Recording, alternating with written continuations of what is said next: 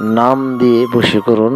আজকে যে নাম দিয়ে বশীকরণ, এবং আপনাদেরকে বলবো নকশাটা লাল কলম দিয়ে লিখিয়া আগুনে পোড়াতে হবে। এবং কিভাবে পোড়াবেন মনোযোগ সহকারে সম্পূর্ণ ভিডিওটা যদি না টেনে দেখেন তবে বুঝতে পারবেন আমার কথার ভাষার ভিতরে নিয়ম কারণ আছে। একদম সহজে কিন্তু কাজটা আপনারা শুনতে পারছেন, টাইটেলে শুনতে পারছেন, কিন্তু কাজটা কিন্তু কঠিন।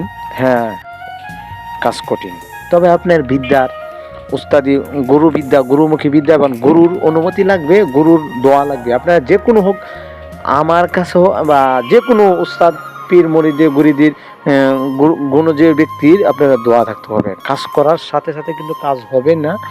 আর কাজ করতে গেলে আপনারা কিন্তু কিছু কিছু ইয়ে আছে, জব মনে করেন আপনারা 75% কাজ হবে আপনার রোহানি শক্তি থাকতে হইলে, আর 30% কাজ হলো ভালো নকশা হইতে হবে।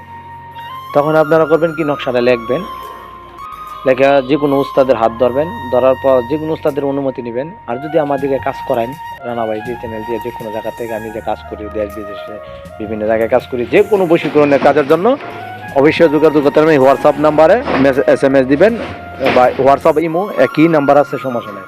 তবে নকশাটা আপনারা লিখবেন